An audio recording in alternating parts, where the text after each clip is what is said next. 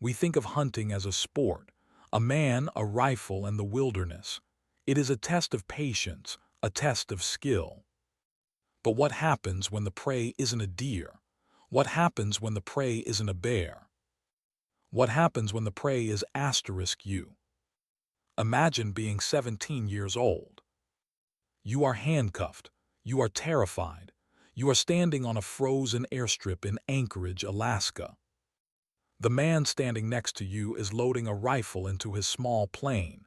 He is checking his supplies. He is humming a tune. He isn't taking you on a trip. He isn't taking you home. He is taking you to a remote island in the middle of the wilderness, an island where there are no police, no phones, no roads. And when you get there, he is going to set you free. He is going to give you a head start. And then he is going to hunt you down, stalk you through the trees, and kill you like a trophy animal. This was the twisted fantasy of Robert Hansen, a man the world would come to know as the Butcher Baker. For years he was a respected member of the community, a father, a business owner, a hunter. But in the shadows, he was a monster who kidnapped women, flew them into the Alaskan bush, and played a deadly game of hide-and-seek. No one had ever escaped the island. No one had ever lived to tell the police about the game. Until Cindy Paulson. This is the story of the teenage girl who stood on that airstrip, looked at the plane, looked at the monster, and decided that she was not going to be a trophy. She decided that if she was going to run, she was going to run now. If you want to know what it takes to outsmart a predator who has made killing his hobby, please hit that subscribe button right now. You need to hear this story, because Cindy Paulson didn't just save herself. She ended a nightmare that had haunted Alaska for a decade. To understand the escape, we have to look at the trap. Anchorage, Alaska, 1983.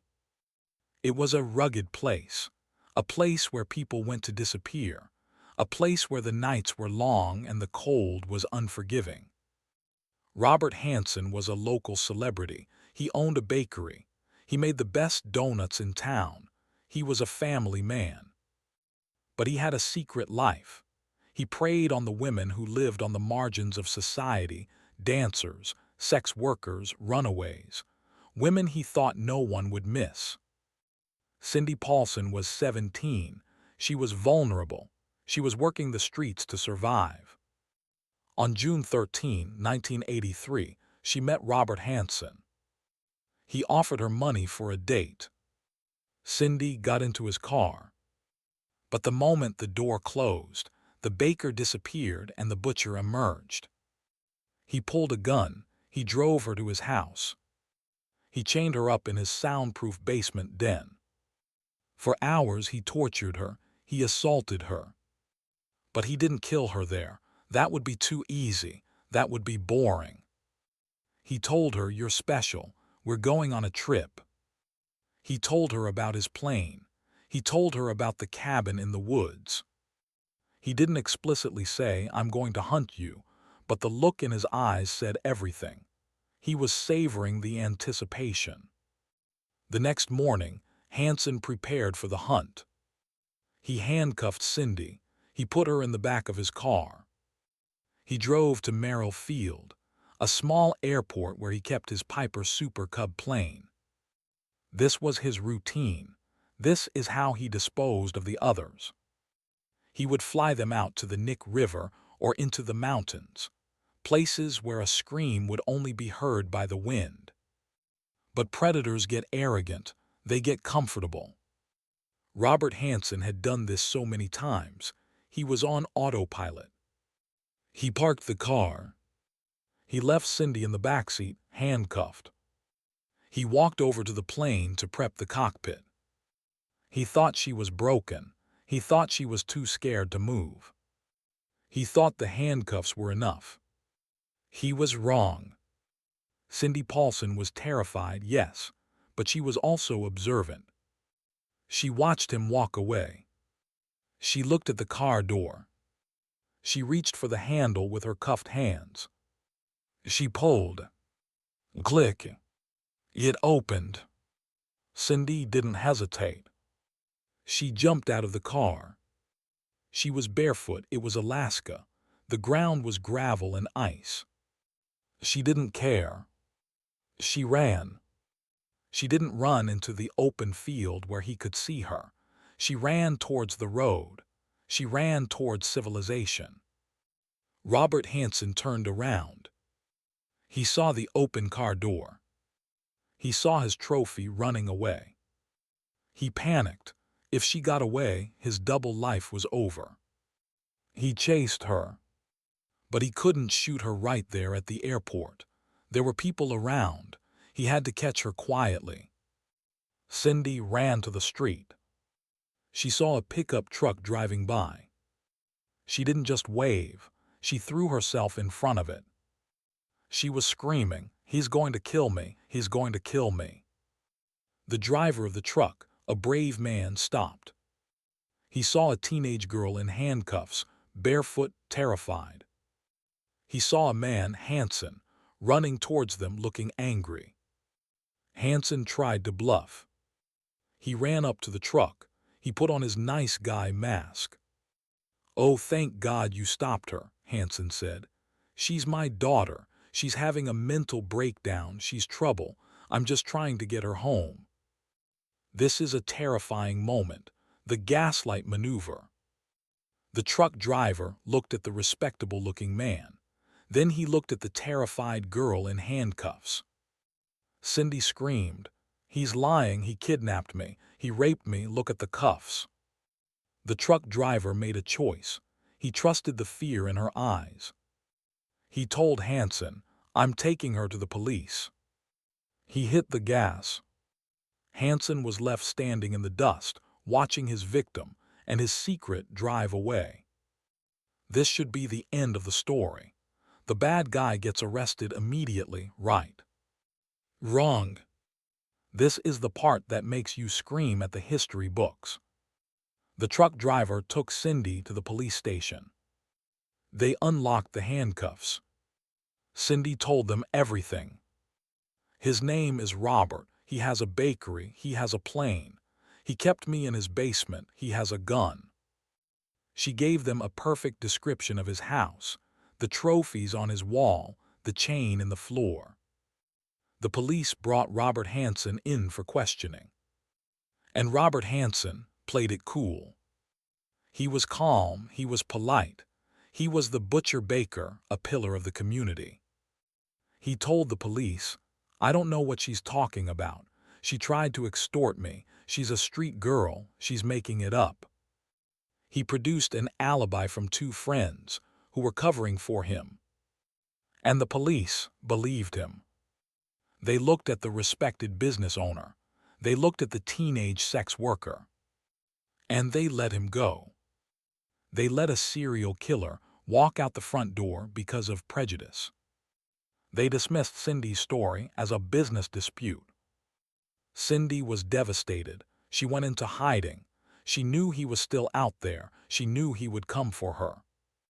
For months, Robert Hansen was free, and in those months he continued to hunt.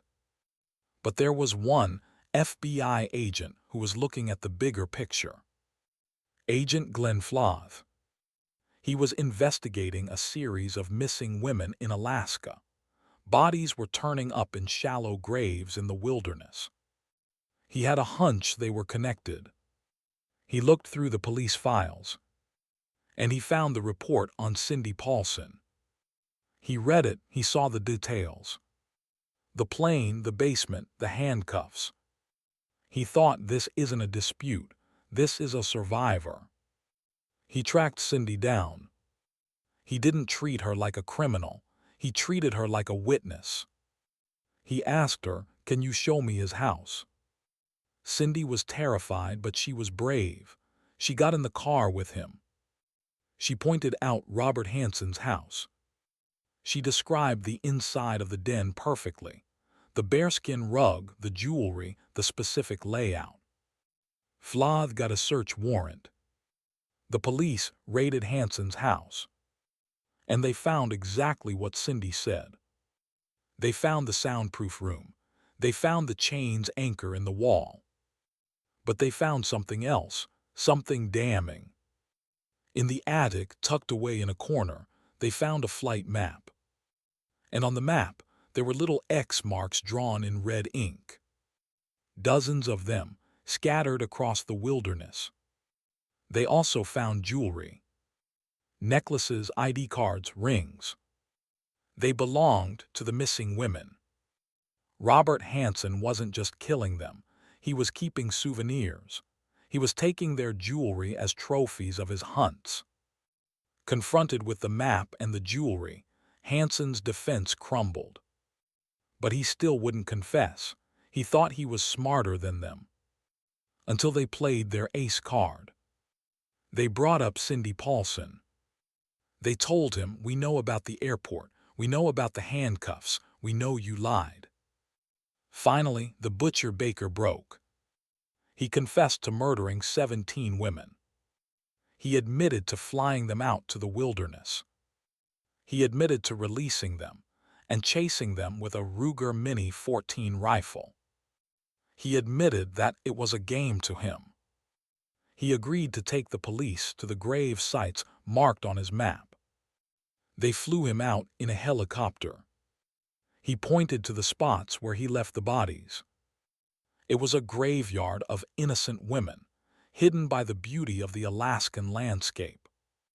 Robert Hansen pleaded guilty to avoid a drawn-out trial and to avoid the press digging into his family life.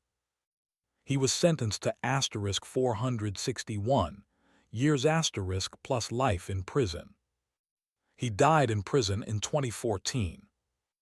But the most powerful moment came during the legal proceedings. Cindy Paulson stood in the room. She looked at the man who had treated her like an animal. She was no longer the handcuffed girl in the backseat. She was the woman who brought down the monster. If Cindy hadn't escaped that day, if she hadn't jumped out of that car, Hansen would have continued for years. He was careful. He was protected by his status. Cindy Paulson was the glitch in his perfect system. Why did Cindy survive when others didn't? It wasn't just luck. It was a refusal to accept the script. Hansen's ritual relied on fear. He relied on the women being too paralyzed to act.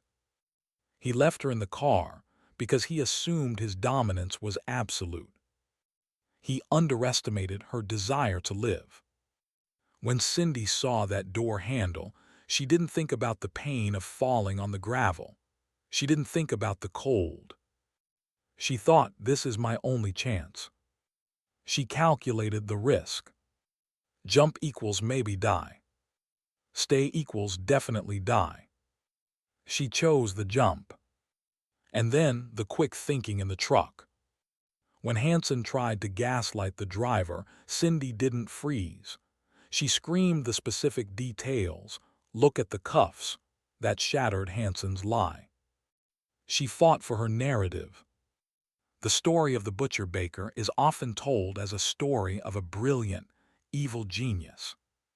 But it isn't. It is the story of a sloppy, arrogant coward who got sloppy because he didn't respect his victims. He didn't respect Cindy Paulson. And that was his downfall. Cindy proved that a trophy can fight back. She proved that you can be stripped of everything, your clothes, your dignity, your freedom. But as long as you have your breath, you have a weapon. This story is chilling because it turns the wilderness, a place of beauty, into a place of terror. Do you think the police who ignored Cindy the first time should have been held accountable? How many lives could have been saved if they just listened? Let me know your thoughts in the comments below. If you respect the incredible bravery of Cindy Paulson, please hit that *** button. It helps her story be heard. And subscribe ***. I have a story coming next week about a woman who survived being thrown into a well for 3 days. Stay safe, trust your instincts, and never stop running.